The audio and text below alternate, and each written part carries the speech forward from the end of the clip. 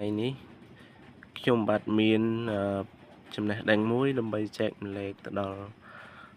លោកគ្រូអ្នកគ្រូក៏ដូចជាអាណាព្យាបាលសិស្សទាក់ទងទៅនឹងការចូលទៅរោគ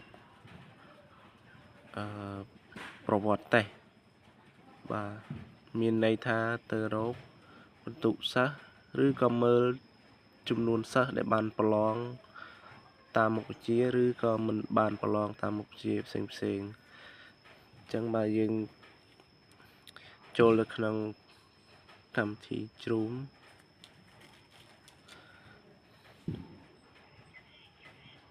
បាទហើយយើងចូលដូចកន្លែងយើងចូលទៅប្រឡងដូចគ្នាអញ្ចឹងមានគណនីឬក៏មាន username របស់អ្នកប្រើប្រាស់ user បាទសុំទោសបាទអញ្ចឹងយើងចូលមកដល់ដំណាក់កាលកន្លែងនេះបាទកន្លែងនេះគឺយើងមានកន្លែងប្រឡងកន្លែងអីផ្សេងដែលគេដាក់មកអញ្ចឹងយើងទៅមើលកន្លែងខាងក្រោមប្រវត្តិតេស្តបាទប្រវត្តិ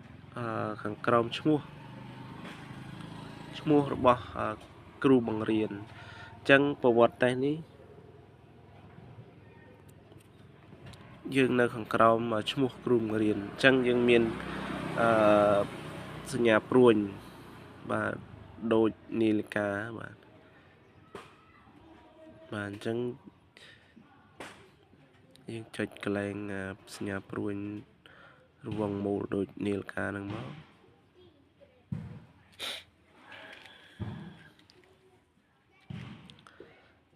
បាទអញ្ចឹងនៅក្នុងនេះឃើញសិស្សដែលយើងត្រូវប្រឡង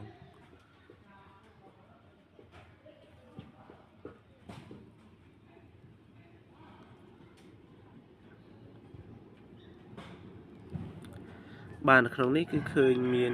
ចំនួន2នាក់បាទចំនួន1នាក់អញ្ចឹង1នាក់ហ្នឹងគឺប្រឡង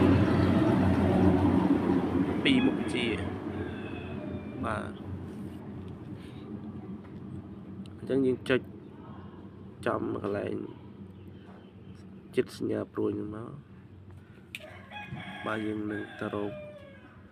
តើកូនសិស្សហ្នឹងបានប្រឡងមុខវិជ្ជាអីបាទនេះបាទមុខវិជ្ជាគណិតវិទ្យា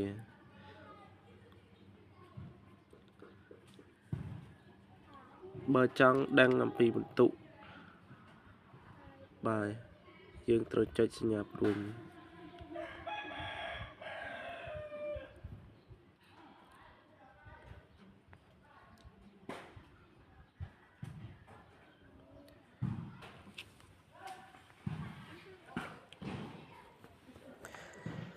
បាទសូមរងចាំបន្តិចសារអត់ដើរ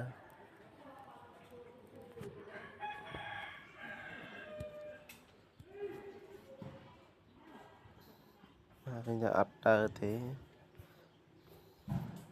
មកហើយយើងមកពីសេវា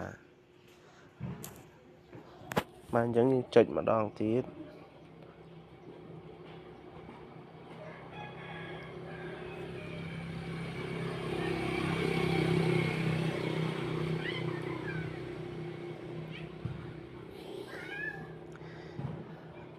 បាទនៅតែដើរប្រហែលជាមកពីអ៊ីនធឺណិតបាទអញ្ចឹងនៅពេលយើងចុចកន្លែងសញ្ញាព្រួយនេះវានឹងបង្ហាញអំពីចំនួននិទេសហើយនឹងចំនួនបន្ទុកបាទមានន័យថានិទេស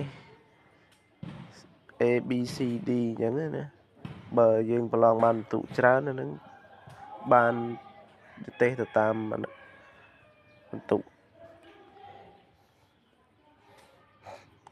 បាទសូមអរគុណមានតែប៉ុណ្្នឹងទេបាទ